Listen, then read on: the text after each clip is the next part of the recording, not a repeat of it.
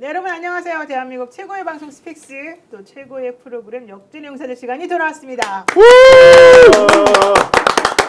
정말 다이나믹 코리아입니다. 어떻게 이렇게 하루도 안 빠지고 정말 중요한 이슈들이 쏟아져 나오는지 그 이슈의 현장에 계시는 또 분들 모시고 오늘 방송 한번 진행해 보겠습니다.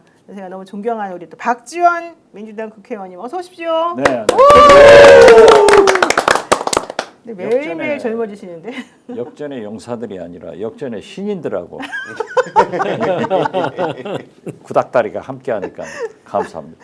네, 역전의 신인들과 역전의 용사 한 분 모시고 방송하고 있습니다. 네, 그리고 그 옆에는요 우리 강수영 변호사님 어서 오세요. 안녕하십니까? 네. 강수영 변호사님 대구에서 민변을 오래 하셨다고요? 네, 한 5년, 6년 됐죠 이제. 5, 6년이 뭐 오래예요? 그렇죠. 아니에요. 변호사 한 지 9년밖에 안 됐기 때문에. 네, 고생하셨습니다. 네, 그리고요 오늘 처음 나오신 것 같아요. 그렇죠? 네, 예, 역전 용사는 두 번째인데요. 아, 그래요? 저하고 네. 하실 때 처음이시구나. 예, 예. 네, 우리 윤재관 조국혁신당 대변인 어서 오십시오. 네, 고맙습니다. 네, 반갑습니다.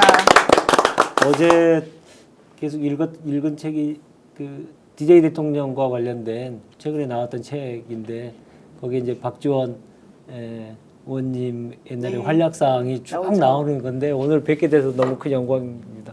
감사합니다. 우리 박 의원님은 매불쇼에서만 좀 구박당하시고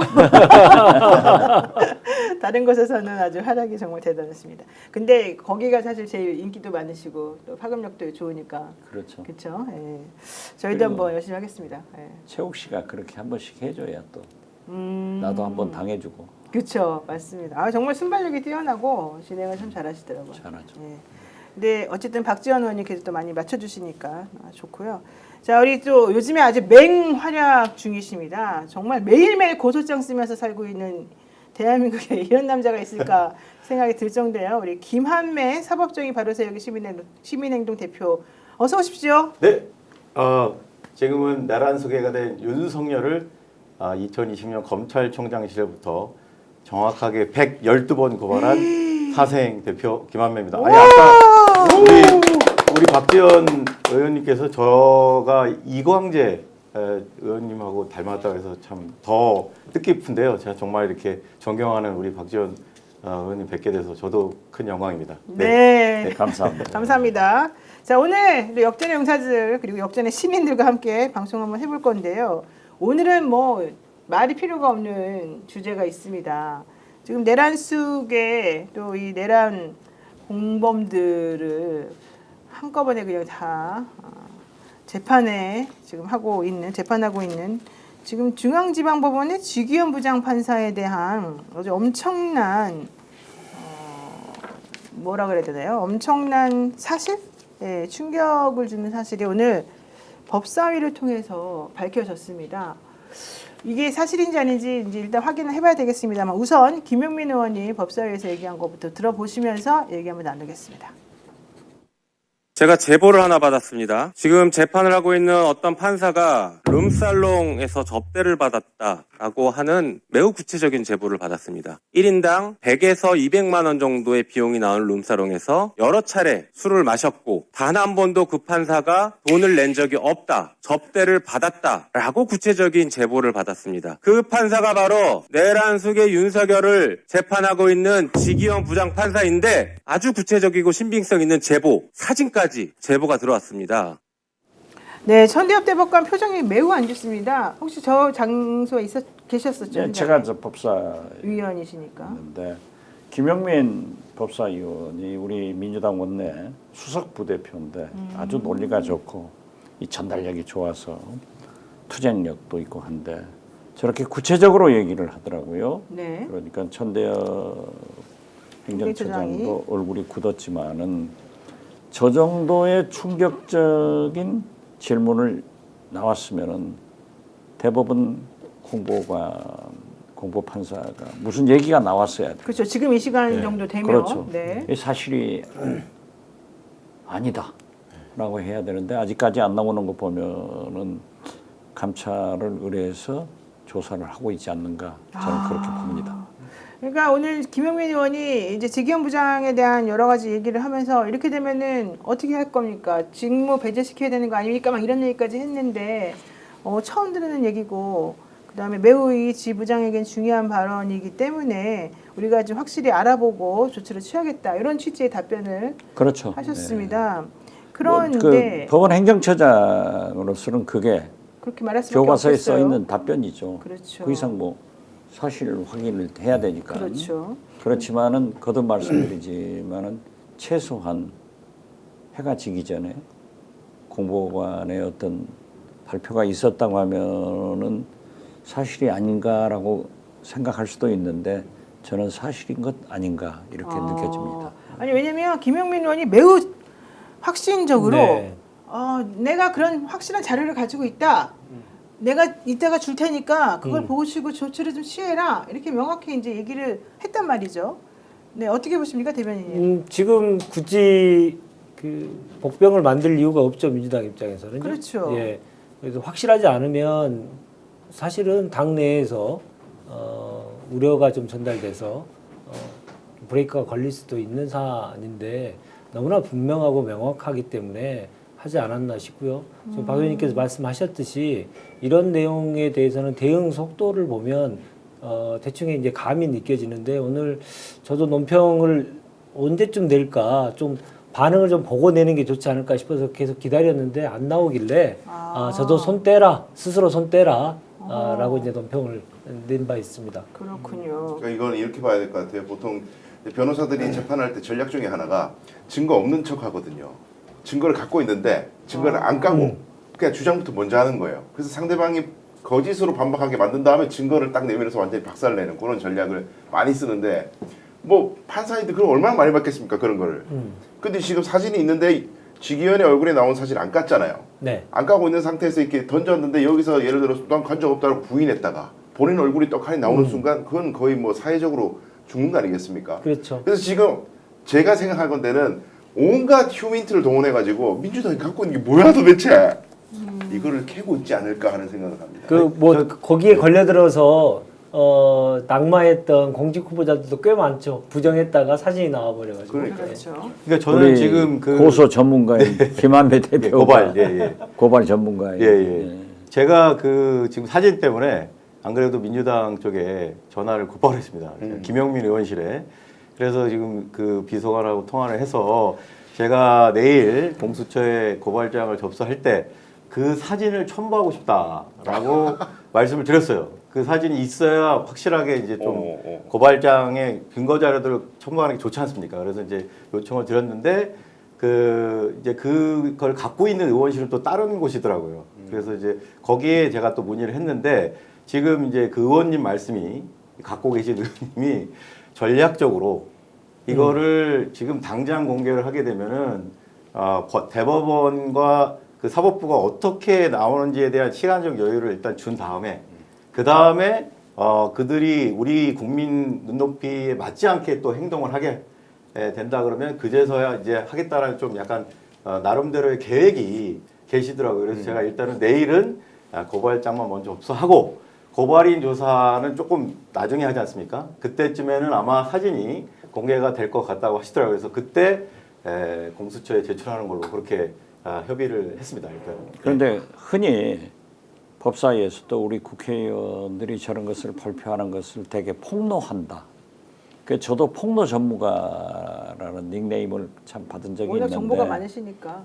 네. 그런데 그래서 지금은 싫어요. 그러니까 안 하는데 몇 년 전에 장모 검사, 네.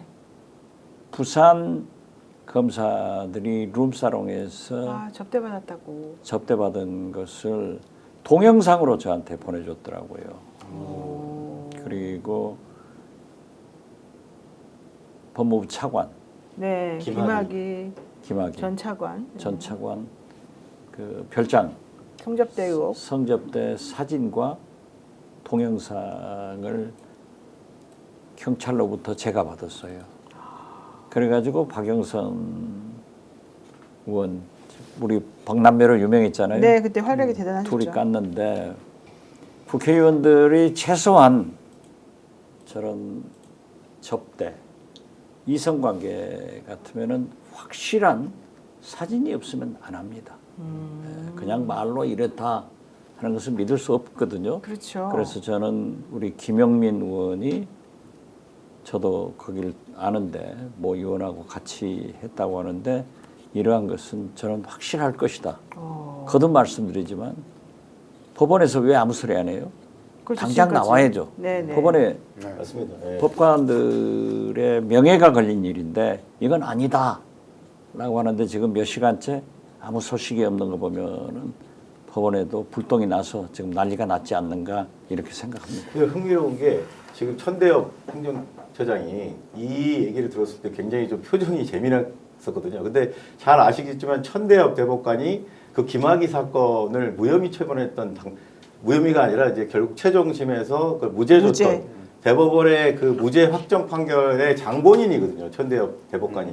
근데 지금 김용민 의원이 언급하는 사진 그리고 그 해당 사진을 보유한 의원실에 제가 직접 확인한 바에 따르면 이 그 사진에는 그 지기현의 얼굴이 아주 명확하게 확실하게 식별이 가능하게 찍혀가지고 어떻게 부인할 수가 없다라는 거죠. 그러니까 김학의 때는 그 영상이나 사진 자료가 약간 흐릿해가지고 김학의가 맞냐라는 거에 대한 논란이 있었는데 이번에는 이게 공개되면 이거는 무조건 지기현이 맞다라고 명확하게 확연히 이 얼굴이 나온 사진이기 때문에 그때 김학의 때처럼 그런 사진 논란은 일어날 수가 없는 상황이라는 게 좀 흥미로운 상황인 것 같습니다. 미르 박님이 이번에는 아마 가르마가 아니고 눈동자 위치가 다르다고 할지 모르겠습니다. 우리가 당해가지고 이런 말씀을 하도 하시는데 당해서, 예. 예.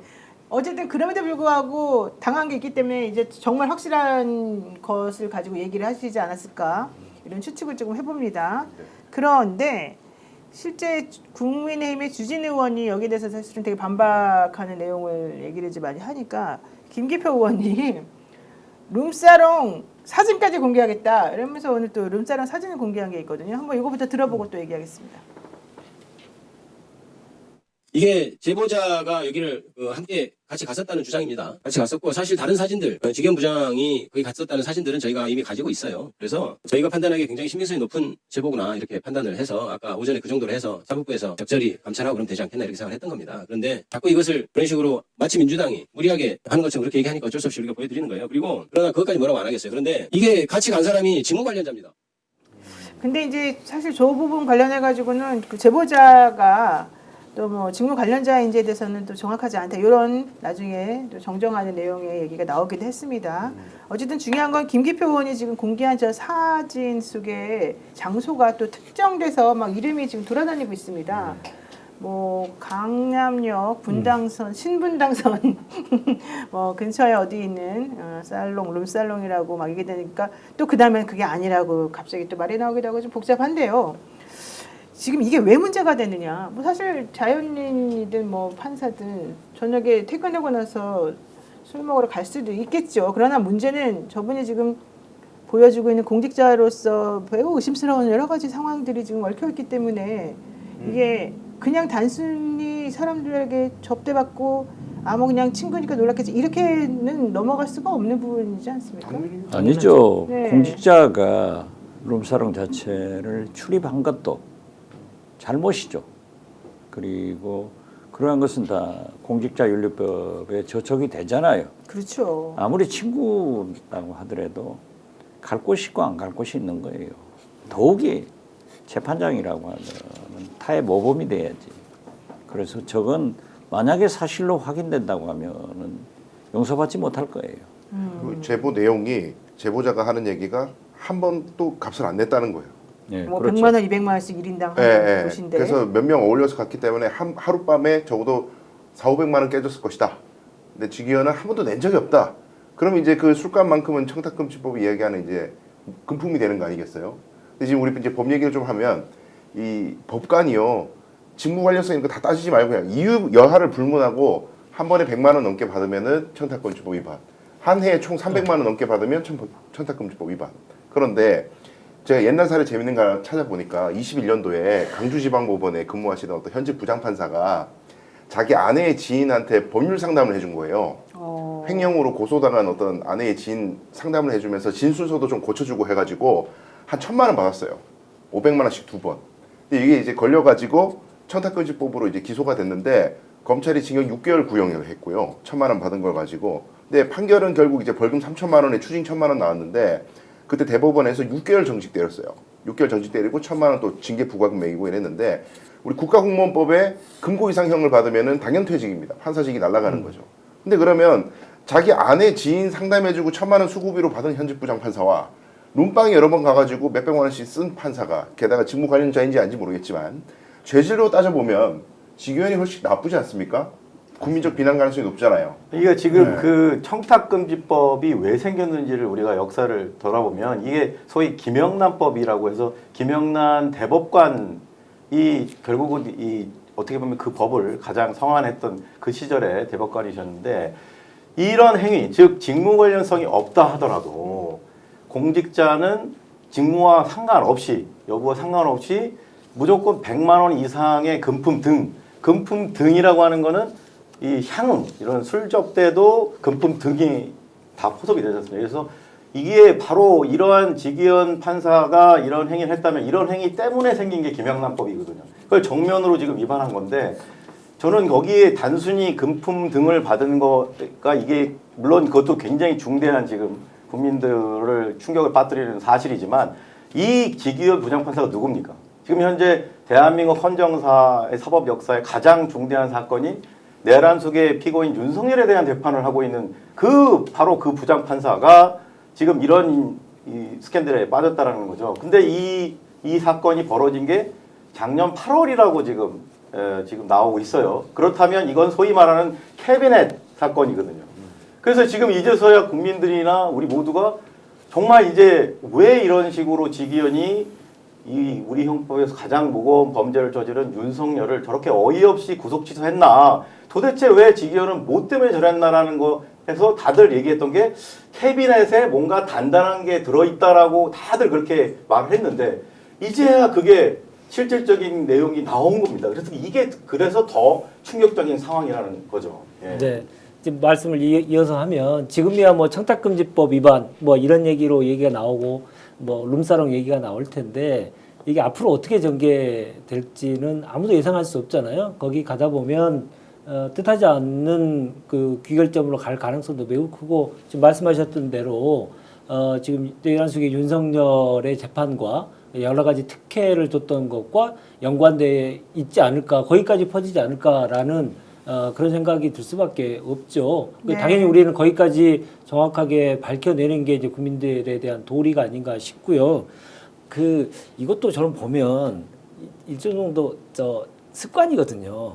그러니까 사람이 습관이 쉽게 바뀌지 않은데 술을 마셔도 아주 대중적인 음식점이나 대중적인 공간에서 마시는 분도 있고 아니 저런 공간에 꼭 가야만 술을 먹는 사람도 습관이 있을 텐데 결국 보면 습관을 조금 많이 본다면 저게 한두 번이 아니었을 것이고 여러 차례 있다 보면 지금 생각하지도 못한 것으로 사건이 전개될 개연성이 매우 커 보인다. 저는 그렇게 네, 생각합니다. 사실 제가 듣기로는 그 윤석열 씨에 대해서 그 이상한 계산 방법으로 구속 취소를 지기현 부장이 하니까 이제 그걸 보고 너무 놀라고 황당해한 제보자가 이 제보자는 뭐 이 같이 룸사롱 간 사람 아닙니다. 근데 어쨌든 그 제보자가 너무 황당하고 이러면 안 되겠다 생각이 들어서 그때부터 좀 확인을 해봤다라고 합니다. 그래서 자기 나름대로 이제 이렇게 저렇게 다 근거 자료를 다 찾아가지고 모아가지고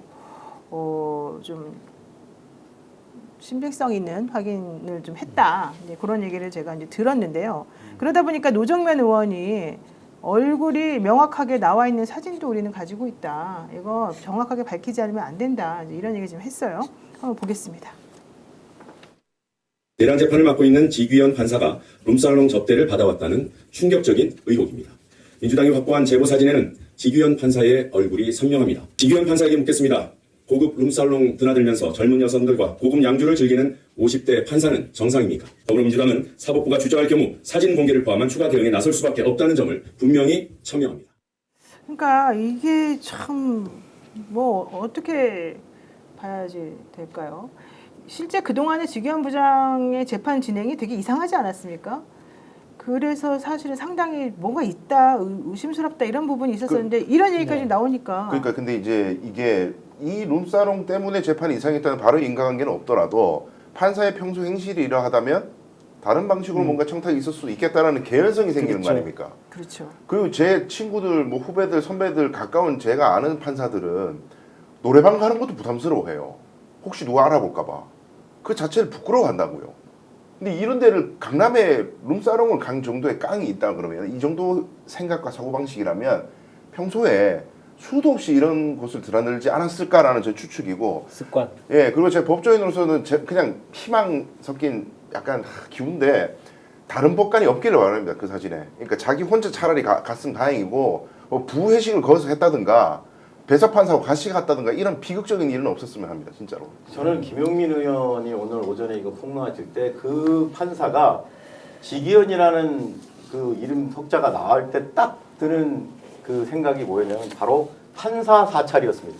아. 그러니까 지금 아까 그 윤 대변인 말씀처럼 이 지기현이라는 판사는 소시적부터 기본 천성 자체가 술 좋아하고 여자 좋아하고 이런 습성이 있어서 어느 시점에서 윤석열 검찰에 의해서 아주 단단히 이 작년 8월 이전부터도 누적된 어떤 자료가 있지 않았을까. 그래서 결국은 윤석열은 애초부터 그 수사정보관실을 동원해서 이런 법관들의 이런 여러 가지 그런 비위들을 다 수집했지 않습니까? 그걸로 저희도 판사사찰 고발해가지고 그게 공수처에서 수사를 하고 그게 실제로 윤석열의 징계 사유 중에 1번이었어요. 판사사찰이. 그래서 저는 지금 지기현이야말로 윤석열 검찰에 의해 판사사찰에 가장 상위 탑10 리스트에 들어있는 판사였지 않았나. 저는 그 판사사찰 그 명단에 지기현이는 저는 거의 있을 거라고 저는 추정됩니다.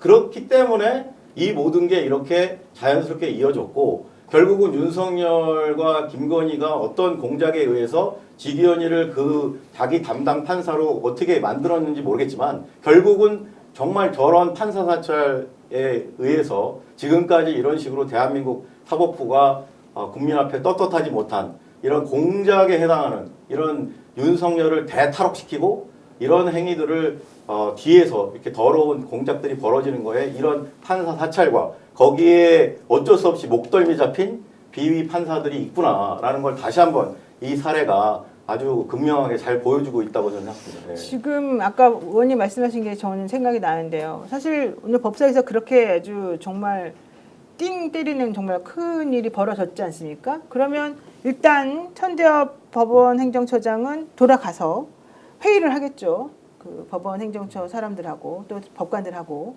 그리고 지기현 부장에게 연락을 해서 와서 소명을 해라라고 이제 얘기를 하겠죠. 그러면은 거기서 일단 맞냐 아니냐 그런 적이 있냐 없냐 뭐 이런 것 등등 플러스 김용민 의원이나 오늘 의문을 제기한 의원들에게 자료 요청을 하겠죠. 그럼 그런 것들을 다 종합해가지고 하게 되면 시간상 지금 8시가 훨씬 넘었으니까 지금 정도면 이미 어느 정도는 윤곽이 좀 나와야지 되는 거잖아요. 전혀 뭐 정말 사실이 아니라든가 사실이라든가. 근데 만약에 의원님 말씀대로 이게 정말 사실이 아니라 그러면 우선 먼저 법원에 이 실추된 신뢰를 또 회복해야 되고 권위도 회복해야 되니까 아까 말씀하신 공보관이 뭐 간단하게라도 얘기를 해야 되는 게 맞습니다. 아니다, 사실 무근이다, 함부로 얘기하지 말아라든가. 근데 지금 그런 게 하나도 없단 말이죠. 이거 정말 이상하네요. 네. 지금 현재 그 절차가 문제가 되기 때문에 법원 행정처장이 돌아가서 바로 하지는 않을 거예요. 아. 이제 감찰에 의뢰를 해서 네. 감찰에서 이미 조사가 들어갔지 않는가 저는 그렇게 봅니다. 그렇기 때문에 만약에 이게 사실이 아니라면 벌써 나왔어야죠. 그렇죠. 아까도 얘기했지만 그러니까 좀 진행 상황을 봐야 된다. 저 같으면 이럴 것 같아요. 중앙지방법원에 지기현 부장이 있으니까 중앙지방법원에도 공보판사가 있거든요. 그렇죠. 그럼 중앙지방법원에서도 사실은 그 법원의 판사님이 그런 의혹이 제기되면 매우 수치스럽고 모욕적인 거잖아요. 그건 뭐 뒤집힐 일이죠. 그러니까 당연히 그런 뭐 대법원에서 하든 안 하든 어쨌든 자기 법원 차원에서라도 간단하게라도 변명을 해야 되는 게 맞는 것 같은데 신중해서 그런 건지 아니면 맞아서 그러는 건지 반응이 없습니다. 그리고 우리가 지금 이렇게 비판하고 지기현을 계속 예의주시하는 이유가 한 번 잘못된 사고를 치고 잠잠한 게 아니고 계속 연달아 사고를 치잖아요. 오늘도 보십시오. 김영현 재판 공판 때 시작할 땐 비공개가 아니었는데 시작하니까 비공개 돌려버렸어요. 갑자기 네. 나가라 네. 그러고 다 나가라 퇴장하라고 그러고. 그러고. 그래 네. 참여연대 분들도 그렇고 막 소리치고 그러셨잖아요. 더 웃긴 건 뭐냐면 본인이 소신껏 그렇게 결정을 했으면 밀고 하면 되는데 막 문제 제기하면 또 쫄아요. 쫄아가지고 태도가 좀 바뀐다면서요? 아유 내가 법령 때문에 비공개를 했는데 할 수밖에 없다는 듯이 얘기해. 법 때문에 비공개 할 수밖에 없다시 얘기하면서 근데 이제 국민들의 알 권리도 중요하니까 내가 그걸 고려해서 재검토하겠다 이따위로 또 얘기를 해. 네. 공개를 그렇게 했죠. 긍정적으로 예, 아니 근데 법원 조직법상 이 원래 심리는 공개가 원칙이고 비공개를 하려면 특별한 사유가 있어야 되는 거예요. 국가안전보장 안녕질서 이 선량풍소를 해칠 우려가 있으면 또 100% 비공개가 아니라 그럴 때는 비공개 할 수도 있다. 재량이에요, 재량. 지 마음대로 할 수 있는 거야. 근데 마치 법령 때문에 자기가 비공개를 할 수밖에 없다는 듯이 변명을 하고 문제 제기하니까 알았어요, 재검토할게요. 이건 도대체 판사라고 할 수 있나? 지하 통로 출입 허가할 때 똑같았지 않습니까? 그러니까요. 계속 문제 제기하니까 또 문제 제기하니까 또 뭐 저희 들어주겠다. 고발도 하고 예, 그러니까 이 정도 되면 예. 이 양반이 어디서 주문을 받나? 그러니까 오더를 받고 원하는 대로 서비스를 해줬는데 아이고 제가 해보니까 여론이 너무 안 좋아가 안 되겠습니다. 막 아이고 제발 좀 이런 그림처럼 자꾸 보여요. 그러니까 지금 저희가 봤을 때 지기현이는 단독적으로 이런 행동을 할 수가 없어요. 도저히. 이런 스케일로 이 70년 동안의 날수 계산하던 거를 시간수로 바꿔가지고 구속 취소를 결정하지 않나. 이 전두환 노태우마저도 그 흑백 시절에 생중계 가까이 다 국민에게 알 권리를 위해서 공개했던 것들을 비공개하지 않나. 또 지금 말씀하신 것처럼 군사법원에서도 지금 비공개를 안 해요. 군사법원도 지금 네. 군사기밀을 해서 하려면 군사법원도 비공개를 해야 되는데 군사법원조차도 공개하거든요. 국민의 알 권리 차원에서 이 중대한 12.3 내란 사태에 대해서 제대로 재판하는 걸 국민이 봐야 된다고 해서 군사 판사들도 안 하는 짓거리를 지금 지기현이가 솔선수범해서 하고 있어요. 이 내란범들을 보호하자라는 인권 뭐 어쩌고 그게 저는 이해가 더 안 되고 근데 이런 식으로 정말 국민들의 눈높이하고는 전혀 맞지 않는 이런 정말 굵직굵직한 소위 말하는 사법 농단 행위를 지기현이가 과연 단독적으로 하는 거라고 저는 생각하지 않고요. 이 뒤에 소위 말하는 이 사법 쿠데타를 일으킨 조이대 대법원장과 우리 소위 말하는 그 적폐 기득권 카르텔, 사법 카르텔, 김앤장까지 포함된 것을 보이는 오늘 소속고 변호사님 우리 박지원 의원님께서 아주 호통치실 때 제가 아주 속이 다 시원했는데 이런 사법 카르텔들이 뒤에서 지기현이의 든든한 배후 역할을 하고 있다고 저는 생각합니다. 윤석열 내란 세력은 물론이고 그래서 이런 부분에 대해서 우리가 그것을 다 끝까지 낱낱이 파헤쳐서 규명하지 않으면 이런 일은 저는 재발할 수 있다고 생각하고 그 반드시 공수처의 고발을 통해서 진상규명이 이루어져야 된다고 생각합니다. 네. 저는 지금 사실 조금 걱정되는 게 오늘 김용현 재판에 대해서 이제 비공개하니까 나가라 이렇게 지기현 부장이 얘기를 했고 그랬더니 참여연대에 계시는 분이 너무한다. 왜 비공개하냐 이러면서 이제 내 의견서 가져왔으니 좀 읽어달라 그랬더니 아까 이제 그런 식으로 지기현 부장이 네. 얘기를 한 거예요. 근데 저는 그것도 매우 중요하기 때문에 이제 공개 재판 해야 되는데 더 중요한 건 김용현 씨가 이제 법정 구속 기간이 만료가 될 타임이란 말이에요. 6개월까지가 이제 그 기소 네. 구속 기간이잖아요. 근데 이미 제일 먼저 이 내란범 중에서 제일 먼저 구속이 됐었고 그 다음에 지금까지 뭐 보석되거나 뭐 바깥에 나온 적이 없기 때문에 이제 구속에서 풀려나게 될 가능성이 이제 농후해졌어요. 이럴 때 검찰이 원래는 뭐 다른 사건이든 해가지고 다시 영장을 청구해줘야 되는데 지금 그럴 분위기도 아닌 것 같기도 하고. 근데 만약에 김용현 씨가 나오게 되면 바깥에 나와 있는 윤석열 씨하고 결과적으로는 서로 자유롭게 또 막 내통할 수도 있고 증거인멸할 수도 있는 거 아닐까 말도 막 맞추고 그리고 지금 김용현 씨 태도를 봐서는 전혀 반성하는 기미가 없거든요. 네. 그렇다라고 한다면 이 사태를 앞으로 어떻게 해결할 것이냐 저는 매우 걱정스럽더라고요. 오늘 우리 민주당 네. 선대위원회에서 공동위원장으로 참여하고 있는 이석연 전 법제처장이 이 회의석상에서 진짜 절규의 말씀을 하셔서 오늘 제가 법사위원회 너무나 좋아서 그걸 공유를 했어요. 네. 바로 재판에 대해서 비공개하는 게 이미 헌법재판소에서 내란으로 확정 판결돼서 대통령이 파면됐는데 어떻게 비공개 재판을 하느냐. 그렇죠. 이것은 국민의 알 권리와 사법권이 침해되고 있다 하면서 딱 그 얘기를 하더라고요. 선배 법조인으로서 후배 법조인들 공부 좀 해라. 네. 이게 얼마나 재판부를 향해서 공부 좀 해라 이 얘기를 하시더라고요. 그런데 네. 이런 것들이 같이 생각나게 하는 순간인데 제가 조금 침묵을 할 수밖에 없습니다. 제 신상 발언을 말씀드리자면 제가 서해 공무원 피살 사건 해수구 그 사건으로 지금 현재 바로 지기현 부장한테 재판을 3년째 받고 있어요. 아이고. 그런데 제가 단독으로 받으면은 뭐 할 말 하겠는데 저하고 함께 재판받는 분들이 노심초사해요. 안 그래도 국회 서훈 원장님. 예, 그 이름 대지 말고 아니, 예, 그건 다 알려진 사실이에요. 그분들이 내가 국회에서 발언을 하면은 자기들한테 영향이 오잖아요. 또 저도 도덕적으로 우리 재판부장 판사인데 그걸 얘기를 하는 것은 바람직하지 않기 때문에 제가 좀 당분간 침묵을 합니다. 그러니까 말씀하세요. 아니 지금 저는 좀 놀라운 사실을 알게 됐는데, 근데 어찌됐든 지금 그 지기현 판사가 다른 재판에서 보여주는 그런 것이 저는 그렇게 이렇게까지 이 내란 재판에서 보여준 그 행태만큼 이런 비정상적인 행태는 없다고 생각합니다. 그 말씀하신 서해 공무원 사건 거기서 이런 식으로 비공개를 한다든지 국가 보안 때문에 우리는 완전히 비공개예요. 그건 완전히 비공개예요. 네. 그런 사례가 있었군요. 예. 근데 어쨌든 처음부터 끝까지 완전 비공개니까 비공개 재판이 저도 재판을 많이 받아봤는데 훨씬 편하더라고요. 네.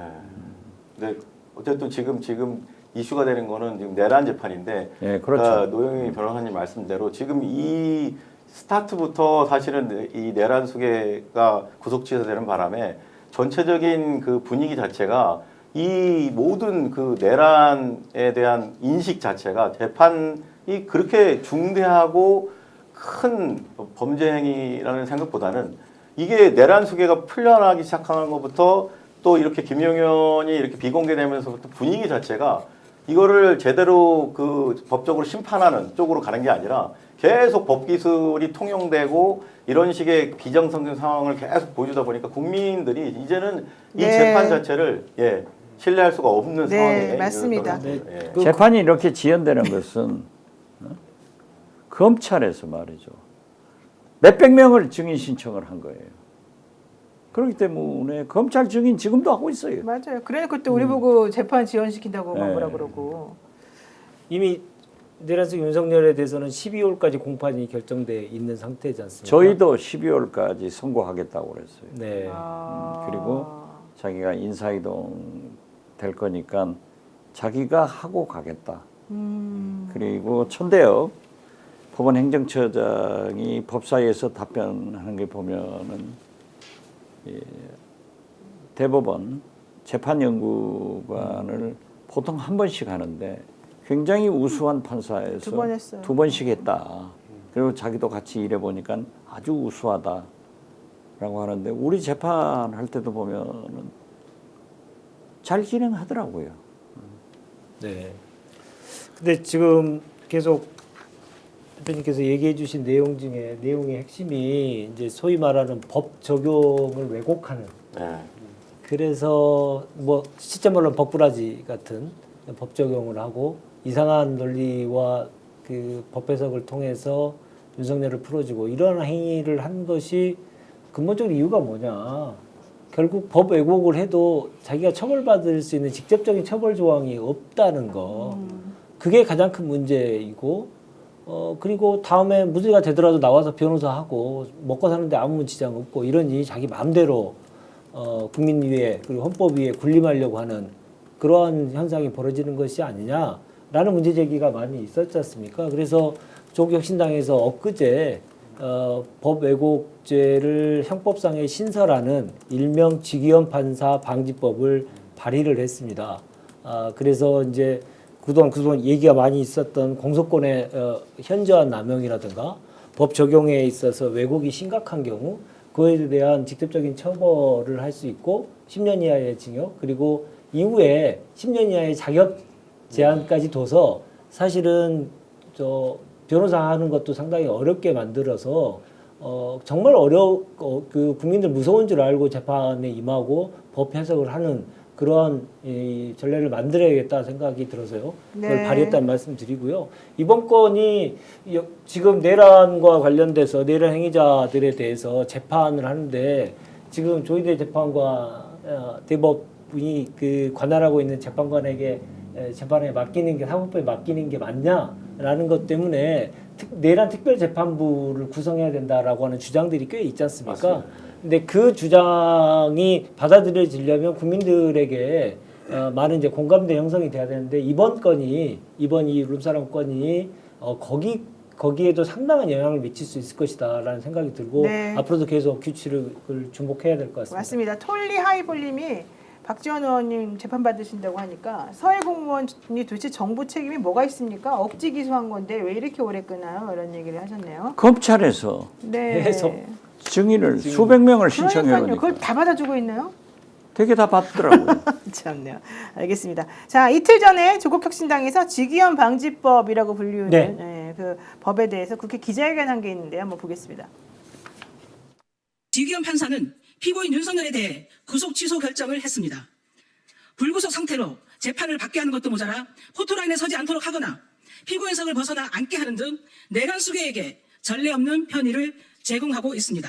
이에 사법체계에 대한 무너진 신뢰를 회복하고 공정한 법 집행을 보장하기 위해 형법 123조의 2를 신설하는 방식으로 법 왜곡죄를 도입하고자 합니다. 참고로 법 왜곡죄는 독일 형법 조문 명칭을 직역한 단어로 2016년 고 노회찬 의원님이 처음으로 입법을 추진한 바 있습니다. 2026년 추진 10년이 되는 해를 시행 첫 해가 될 수 있도록 하겠습니다. 네, 조국혁신당 또 열심히 하고 계시는데 지금 문제는 이병철 변호사가 현직 법조인을 상대로 한 성접대를 본인이 직접 목격했다. 이런 발언을 해가지고 사실은 상당히 좀 충격을 좀 또 주고 있습니다. 한번 들어볼까요? 숫자가 예. 검사들은 좀 많고 예. 판사들은 상대적으로 적어요. 예. 그렇게 막 접대받는 예. 친구들은. 그런데 받는 놈이 계속 받거든요. 네. 예, 안 하는 사람은 안 합니다. 아예. 지방 가도. 받는 놈은 시도 때도 없이 그냥 그 맛에 살아요. 제가 지금 가지고 있는 상식이 다 무너지는 것 같아요. 그리고 어쨌든 실태를 유튜브 채널이니까 있는 대로 말씀을 한번 그리고 해주시죠. 예. 술만 먹고 집에 가는 게 아니에요. 진짜 2차까지 여자 종업원이 나와서 질펀하게 술 마시고 예. 그 다음에 또 그 2차를 가요. 2차를 안 가는 경우를 저는 본 적이 없습니다. 너무 충격적인 말씀을 하시니까 그게 이제 2차가 이제 2차 술자리가 아니고 실제 네. 성접대까지 이어지는 경우도 있다. 네. 직접 목격하신 적도 있습니까? 뭐 수도 없이 많죠. 그거. 수도 없이 많다. 네. 현직 판사가. 네. 근데 이제 어떤 분은 술만 마시고 그냥 집에 가는 분들은 있고. 예. 근데 이제 자주 그런 거를 좋아하는 사람들이 있어요. 자, 그게 언제적 이야기입니까? 쌍팔년도는 아닐 거 아닙니까? 뭐 한 6, 7년 전. 6, 7년 전 그러면은 지금도 있을 거예요. 2010년대 후반이나 이럴 때까지도 실제로 접대를 받는데 2차까지 간 경우를 직접 목격하신 적이 있다. 지방 가면 훨씬 많습니다. 지방 가면 훨씬 많다. 감시. 네, 헤라님 슈퍼챗 보내주셔서 감사드리는데 이병철 변호사 얘기는 결국에는 접대를 자꾸 받는 사람들이 계속 받는다. 습관적으로. 물론 안 그러신 분들은 어떤 상황에서도 안 그런다. 근데 하여튼 받는 사람들은 대부분은 다 2차 성접대까지 이어지더라. 이거 상당히 좀 문제가 있다. 이제 이런 얘기인데요. 이런 얘기를 들으니까 더 좀 깝깝하네요. 그러니까요. 뭐 네. 공직사회가 뭐 법관들만 썩었겠냐. 다른 데도 다 그렇겠지. 그리고 뭐 대기업인들 또 밑에 하청들한테 그렇게 또 접대받고 이런 것들이 만연해 있다라는 문제의식 많이 갖고 계실 텐데 근데 그래도 판사는 그걸 처벌하는 주체인데 처벌하는 주체도 이러고 있다니까 당연히 화가 나는 거고 그다음에 이제 아까 이제 법왜곡죄 말씀하셨는데 중요한 포인트 중 하나가 형법의 그 이제 독일에 있는 법왜곡죄는 판사만 처벌하는 법이 아니고 검사도 처벌하는 법이에요. 네, 그렇죠. 저희도 또 그죠? 그렇습니다. 네, 네, 우리 네. 이번에 신설하는 네. 것도 마찬가지잖아요. 예. 그래서 자의적으로 법을 왜곡해서 누군가를 기소를 하면 처벌되는 규정인데 이게 히틀러 시대 때 하도 히틀러가 이제 정적을 제거할 때 독일에서 자의적으로 기소하고 막 판사들 협박해서 사람들 사형시켜 버리고 이런 일을 반복하니까 그 사람들 처벌하고 조지려고 만든 법의 애국제거든요. 근데 지금 우리 헌정사, 우리 사법 역사를 되돌아보면 뭐 조봉암 사건이라든지 인혁당 사건이라든지 사법부의 수치들이 있잖아요. 그런 근데 심각한 그런 사건까지 이르지 않더라도 그냥 일상에서 우리 시민들이 재판을 받는데 판사들이 어떤 청탁의 영향을 받고 혹은 청탁이 없더라도 정치적 고려라든지 친소관계라든지 이런 것 때문에 법을 왜곡해서 자의적으로 행동을 한다. 그래서 재판이라는 게 법대로 가는 게 아니라 판사의 주관대로 간다. 이런 의혹이 있다면 처벌될 위험을 만들어야죠. 독일에서 법 왜곡죄 만들었지만 처벌 사례 극히 드뭅니다. 잘 없는데 근데 중요한 건 이 법 자체가 존재하기 때문에 살인다는 거예요. 네. 예방이 되고 그 다음에 벌금형이 없어버리니까 이거는 지으면 무조건 직을 벗는 거잖아요. 당연퇴직이잖아요. 금고형 이상이니까. 네. 그러니까 이런 위험을 만들어야죠, 당연히. 이게 최근 연도에서 지금 이 지기현 사건하고 가장 유사한 사건이 소위 그 김봉현 그 라임 펀드 사기 사건의 주범이 김봉현 회장으로부터 술 접대 받았던 그 4명의 현직 검사들이었고. 네. 근데 그 사건도 굉장히 99만 9천 원 세트를 해서 결국은 무혐의 되다시피 했는데 무죄 판결을 받았는데 그 무죄 판결을 내게 된 가장 큰 중요한 그 역할을 누가 했냐? 바로 법원이 했거든요. 네. 그러니까 그거를 그 금액을 어떻게든지 쪼개기 해가지고 적게 100만 원 이하로 만들어준 게 또 법원이고 판사들이었습니다. 결국은 가제는 개편이었다는 거죠. 그러니까 검사들의 이런 술접대 비리를 또 어떻게 보면 법기술을 부려서 무죄 판결받게 한 것도 판사들이에요. 근데 지금 보면 다 같은 맥락이에요. 저들은 거의 같은 공범관계, 거의 같은 유사한 술접대, 성접대 등을 받아왔기 때문에 서로 정서적으로 네가 한 것도 우리도 다 하는 행위다. 우리는 둘 다 죄인들이다. 라고 서로 각자의 그 허물을 덮어주고 있었다는 거죠. 그래서 이번에는 이런 일들이 또 반복되는 이유는 바로 그 알베르 까미 말처럼 어제의 범죄를 제대로 처단하지 않는 것이 내일의 범죄자에게 용기를 주는 것이기 때문에 라임 사태에 대해서 라임 그 99만 9천 원 세트를 벌 주지 않고 무죄가 나다 보니 또 이런 일이 발생했습니다. 작년 8월에 지기현 판사가 직접 라임 검사들하고 똑같은 행위를 또 한 거예요.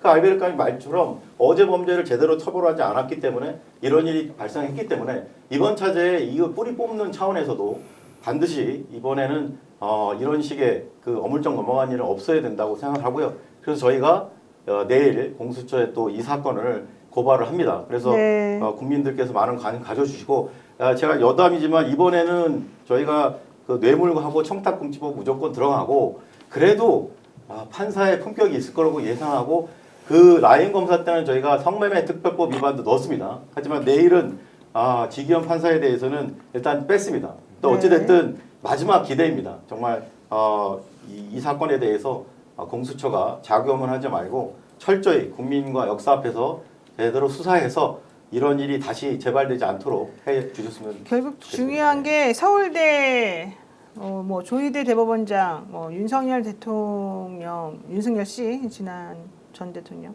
그 다음에 지기현 부장, 뭐 이런 분들 다 연결 서석호 변호사까지 다 라인이 있고 다 접대 뭐 커넥션 있는 거 아니냐 이제 이런 의심을 지금 아무도 지울 수가 없고 그런 의심하는 게 당연한 것처럼 지금 사실 여겨지고 있는 상황인데요. 오늘 그래서 조희대 대법원장 관련된 청문회가 있었는데 대법관들은 다 안 오셨고 서석호 변호사만 출석했죠. 네, 그렇습니다. 예, 뭐라고 하던가 자기는 뭐 조희대 대법원장하고 연락 한번 해본 적 없다 뭐 이런 취지로 얘기를 하던데. 경북고등학교 4년 선배이고 3년 선배. 예. 자기 4년인가? 3년? 4년이라고 합니다. 예. 그리고 자기는 뽑돌이, 뽑돌이가 뭐야? 뺑뺑이. 뽑돌이. 조희대 대법원장은 공부 잘해서 들어가. 공부 잘해서 들어갔기 때문에. 선발 세대, 추첨 세대. 네. 그래서 전혀 모른대요. 한 번도 본 적이 없다. 본 적이 없다고요? 네. 그런데 이미 알려진 것은 윤석열 탄핵 재판 그때부터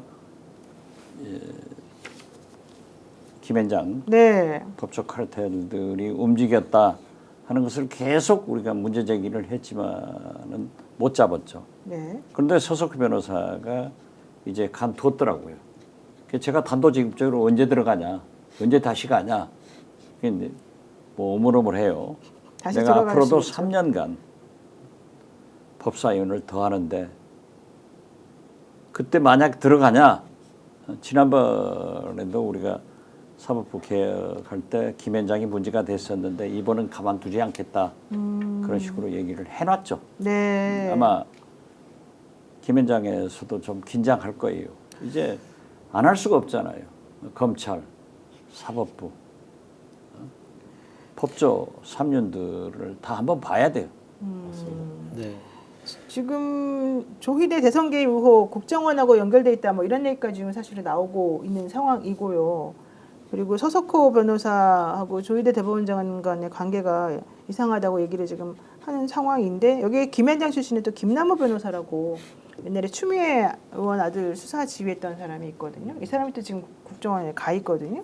그래서 지금 김현장에 네, 김현장 출신인데 네, 김남호 국정원으로. 변호사 국정원에 이 사람이 원래 서울 동부지검 차장검사 하다가 지금 국정원에 2022년 10월부터 기획조정실장으로 좀 가 있다고 합니다. 기조실장. 네, 기조실장 중요한. 되게 검찰 출신이 와요. 그렇죠. 근데 중요한 거는 어쨌든 이 라인들을 좀만 건드리면 다 굴비처럼 다 나온다는 거거든요. 네. 근데 이렇게 사법 신뢰가 무너진 상황이라고 하면 우리가 어떻게 할 수가 없는 거 아니에요? 다시 이런 일이 벌어지지 않게 해서 우리가 무엇을 해야 될 것이냐 좀 생각을 좀 해야 될 텐데 전혀 주목을 받지 못했습니다만 조국 신당에서는 이런 주장을 했습니다. 현재 지금 서초동을 폭파시켜야 된다. 아 그런 얘기까지 했습니까? 예, 서초동에 법원과 검찰이 다 함께 모여 있으면서 법적 카르텔을 계속 유지하는 지역적 근거를 계속 갖고 있잖아요. 네. 지리적으로도 아주 가까워서 카르텔을 형성하기 상당히 용이하죠.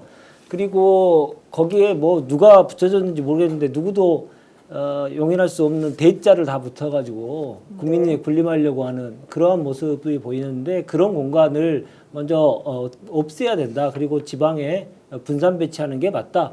그리고 그 공간에 국민들을 위해서 주거권을 보장하는 임대주택을 짓는 게 맞다. 저는 그런 주장까지 하게 됐었습니다. 서초동에요. 예.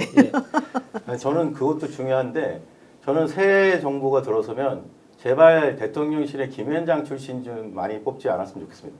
지난 과거 정부 때 문재인 정부도 마찬가지인데요. 제가 놀라운 얘기를 듣고 참 다시 한번 생각을 하게 됐는데 김현장에 거쳐서 청와대 행정관 뭐 비서관 하다가 다시 김현장으로 돌아가고 이 사이클이 계속 반복되는 게 마치 검찰하고 유사한 패턴이라는 거죠.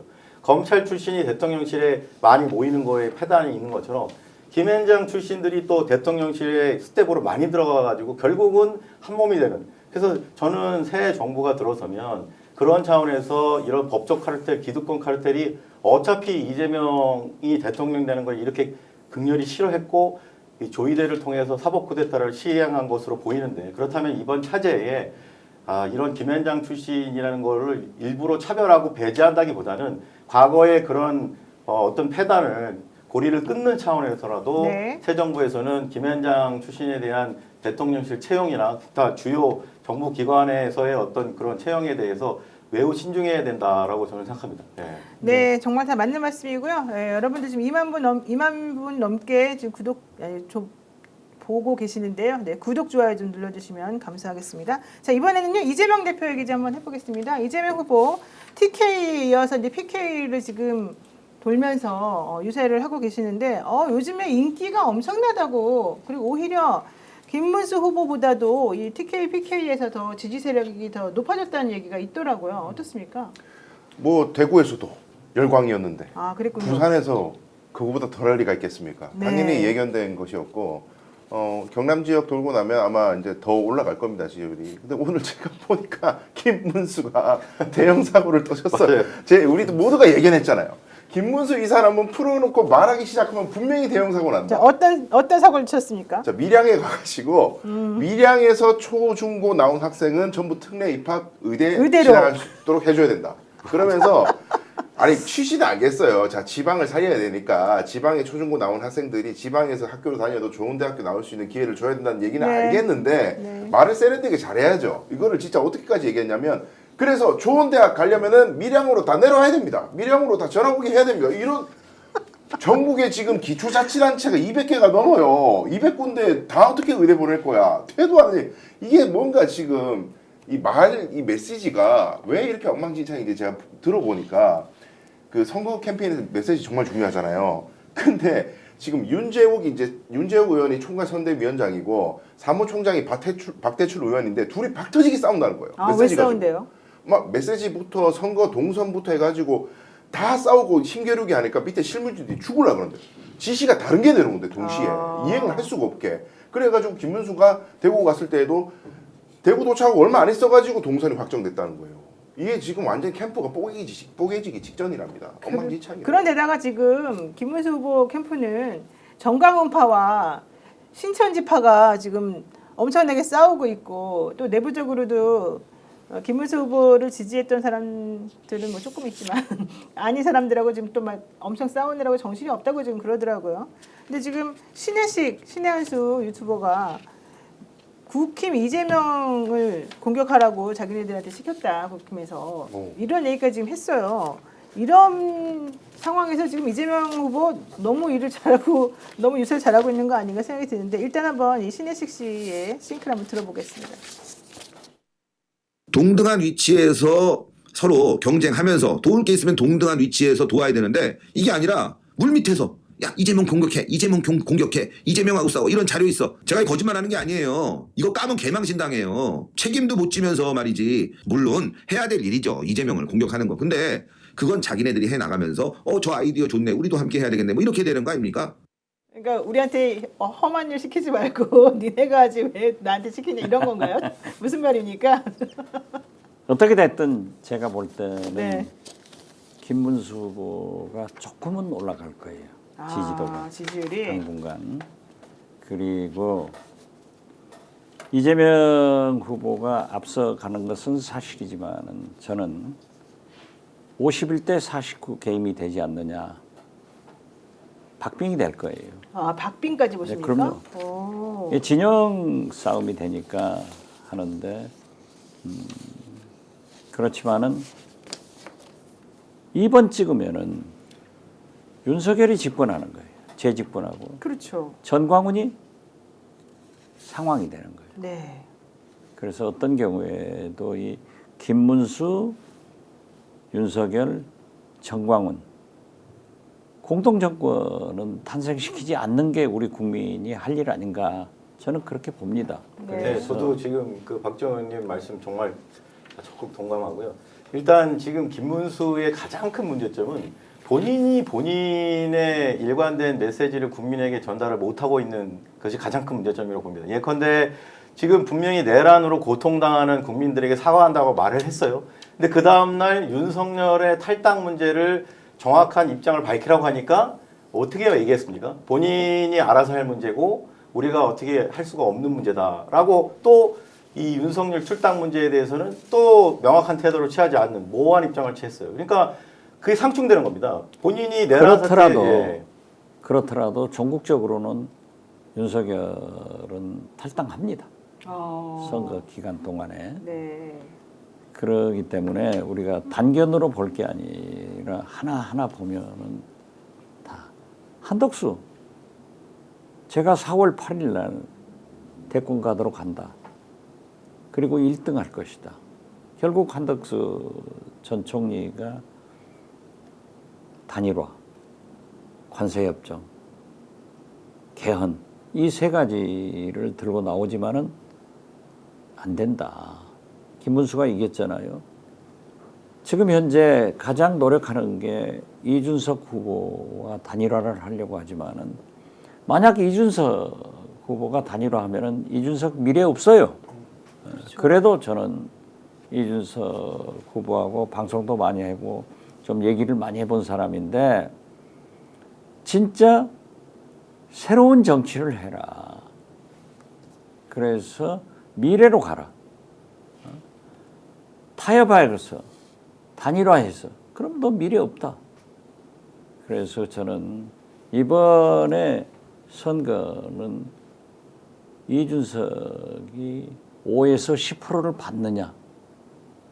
10%만 가면은 이준석은 다음 국민의힘은 깨지는 거고 보수 신당의 대표가 돼서 합리적 보수 리더가 될 거예요. 네. 미래가 있어요. 그래서 나는 너는 한국의 케네디가 될 수 있다. 하는데. 이준석한테요? 네. 아니 너무 그렇게 표현하시면 안 됩니다. 아니 젊은 윤석열이라고 아니, 그러는데 그렇게 보지 마세요. 그 젊은 친구인데 네. 실력도 있고 독서도 많이 하고 표현력도 좋아요. 김문수는 근본적으로 생각해 보세요. 네.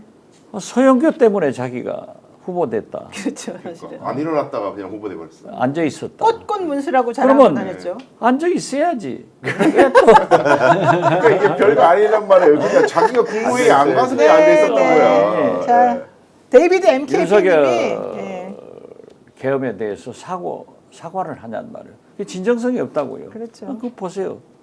그분의 사과가 우리 대한민국 국민이 일본인 아니었냐, 국적 아니었냐 이런 얘기를 어떻게 할 수 있어요? 그러니까요. 그래서 내가 법사위에서 소영교 의원이 질문할 차례가 됐어. 이봐, 소영교. 김문수 장관한테 당신 아버지 일본 사람이야? 그 물어보라 했더니 차마 못 물어봤다. 자, 데이비드. 아니 부모가 일본 사람 아니요. 네, 맞습니다. 최근 여론조사에 동일하게 나오는 것 중에 하나가 몇 가지가 있는데 그 중에 비호감 정치인 1위가 이준석이에요? 이준석입니다. 그러니까 그 1위를 부동의 1위를 계속 유지하고 있는데 그 분이 뭐 많은 이제 그 미래가 좀 있기는 하지만 케네디랑 연결을 하시는 거 보고 역시 우리 박지원 의원님의 이 품이 워낙 넓으시니까 그러신다고 한다마는 생각이 듭니다마는 저는 절대 동의가 할 수가 없는 게 네. 그자는 제가 표현이 너무 과하게 해서 죄송합니다. 그자는 젊은 정치인이라고 얘기할 수가 없습니다. 대한민국의 균열 구조, 이 젠더 갈등의 균열 구조를 만들어서 우리가 여러 가지 균열 구조를 없애는데 정치가 노력해야 될 때 그것을 이용해서 자기의 입진영다를 도모했던 자입니다. 그래서 그자가 아무리 나이는 어리지만 대한민국에서 가장 흉측한 정치를 한 정치인 중에 한 명이라고 저는 개인적으로 생각합니다. 네. 그래서 이준석이 이번에 국민의힘이 워낙 좀 죽을 쓰고 있기 때문에 반대급부로 좀 많은 득표를 하지 않을까 생각합니다만은 국민들이 워낙 현명하셔서 비호감 1위로 계속 만들어지고 있으니까 저는 네. 두 자릿수는 어렵지 않을까 그렇게 생각합니다. 제가 봤을 때는 박지원 의원님이 아마 전략적인 측면에서 예, 지금 저도 얘기를 하시는 네, 것이라고 예, 보여지고 당연하죠. 정치 구단. 아까 박빙 얘기를 하셨는데 데이비드 MKP님이 박빙이라 생각하고 긴장 풀지 말라는 뜻입니다. 이렇게 또 설명을 네. 지금 잘 해주셨습니다. 아니 선거는 네.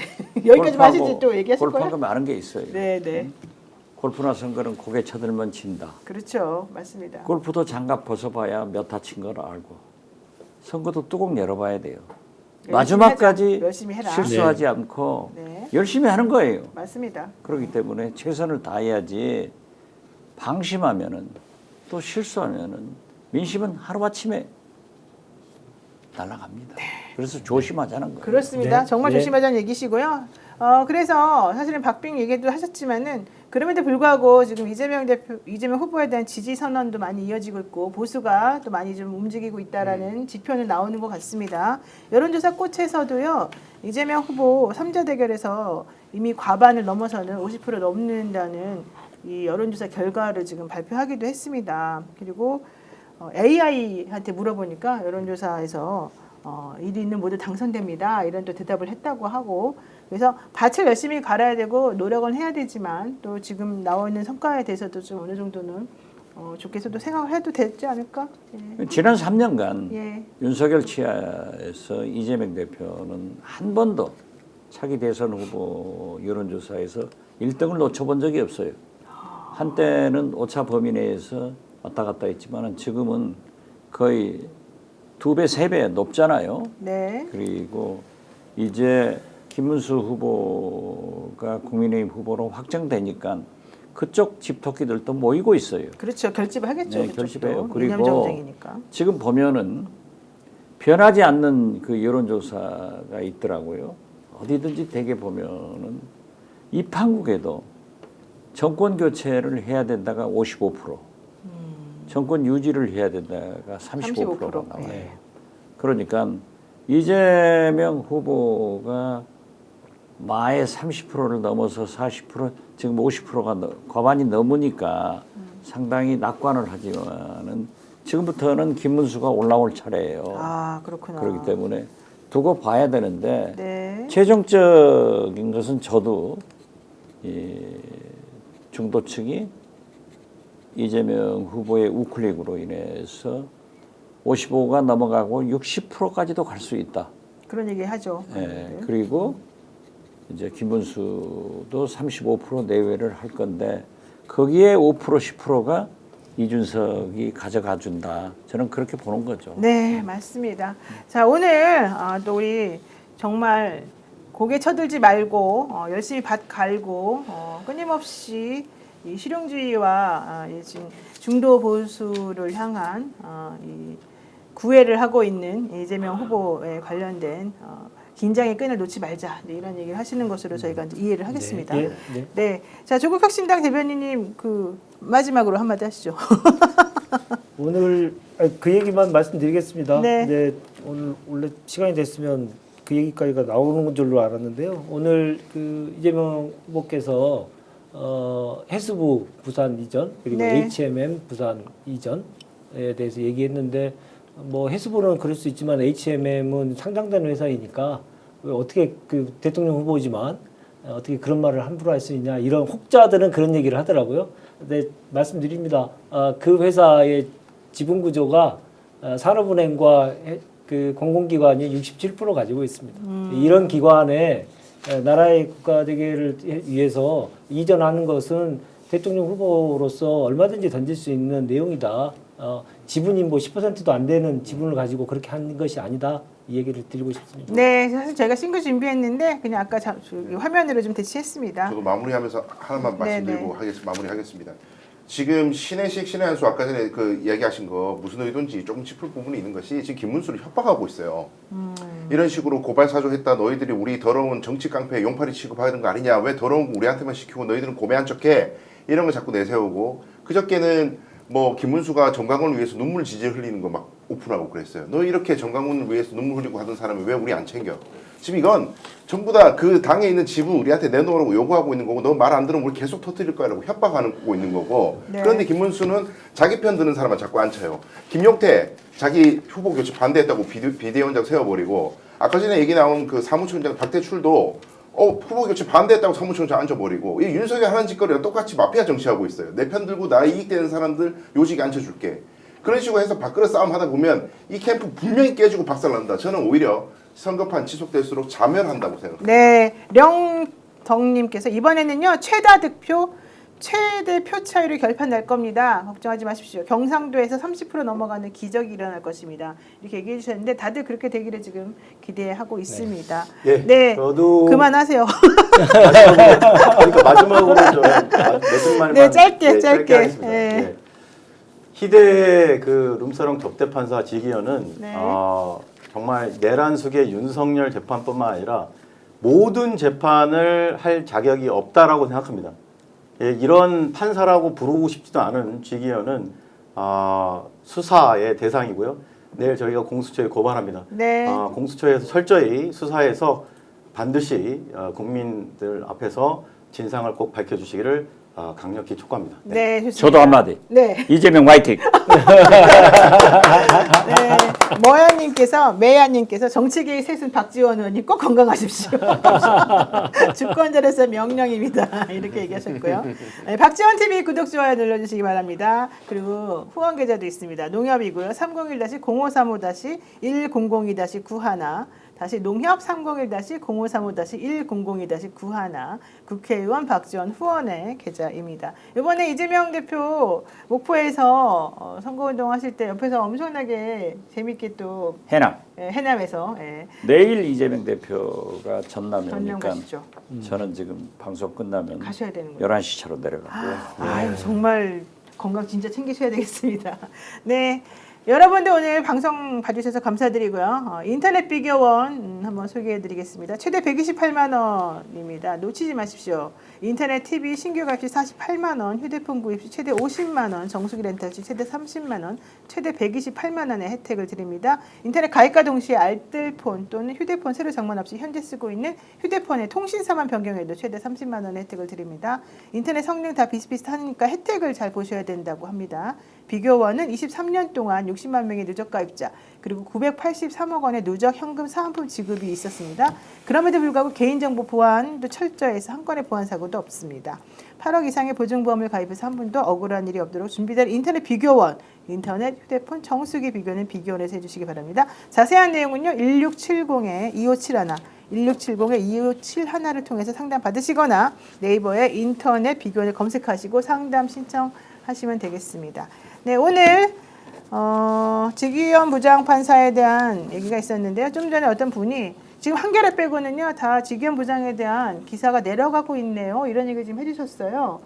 좀 이 상황 한번 좀 지켜보면서 진실이 무엇인지 파헤쳐보는 시간 가져야 되겠고요. 오늘 또 우리 김한매 대표님 요즘 고발하시느라고 고생 많으신데 내일도 수고 많이 해주시고요.